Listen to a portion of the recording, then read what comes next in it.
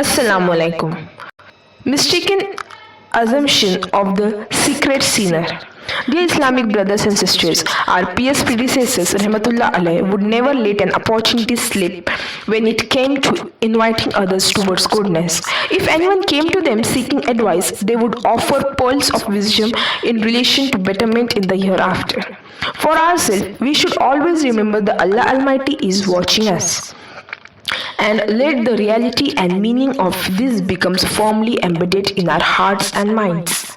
In regards to this, Allah Almighty has mentioned in the 30th para of the Holy Quran in the verse 14 of Surah Alaq, Alam yalam bi anna Allah yara. Did you not know that Allah is watching him? Taking this blessed verse into consideration, if one remembers that Allah Almighty is watching, he will become fearful and reluctant to perform bad deeds and try to safeguard his inward and outward state from disobeying Allah Almighty and beloved Prophet Sallallahu Alaihi Wasallam.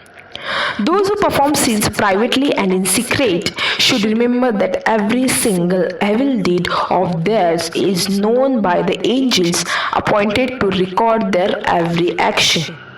Not only do these angels know of these evils, but they were writing them down. In fact, none of their sins and misdeeds are hidden in reality, as the angels are well aware of what they have done.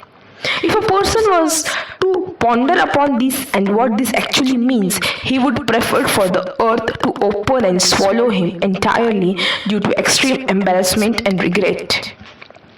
Allah Almighty states in the 26th para of Holy Quran in verse 18 of Surah Kahf, Ma yalfizu min qawlin illa ladayhi raqibun atidun.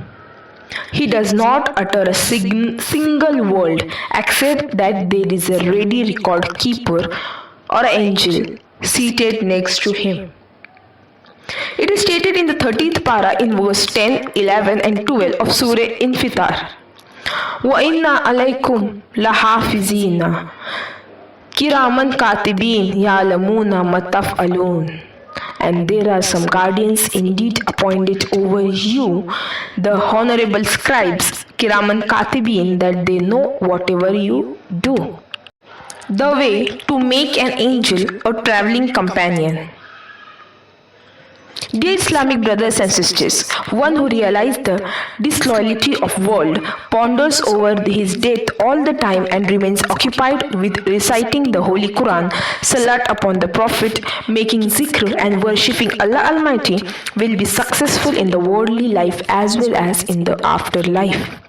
Whether a resident or a traveler, everyone should spend his time making zikr, reciting salat upon the Prophet and talking about beautiful and beneficial sunnah instead of engaging in useless conversation, except a Madani poll particularly about the Prophet Sallallahu Alaihi Wasallam has stated, one who remains attentive towards Allah Almighty and remembers Him during the journey, Allah Almighty appoints a safeguarding angel for him, and one who indulges in indecent couplets and poetry and useless talk, a Satan pursues him. Conveying the call to righteousness is also striving. Sayyidina Ali al-Murtada Raziyallahu Anhu, the Lion of Allah, has narrated that the beloved Prophet Sallallahu Alaihi Wasallam has stated, there are 4 types of striving.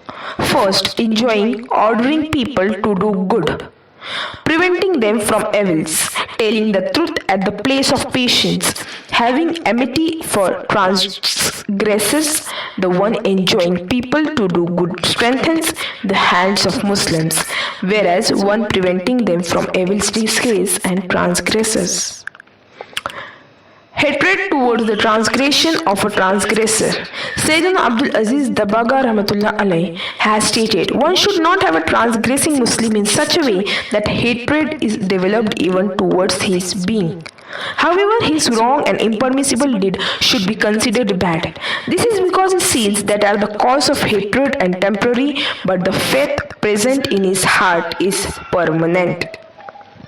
He is a believer and hence fully deserves to be loved. Therefore, one should love him for these positive traits and only hate his misdeeds and sins.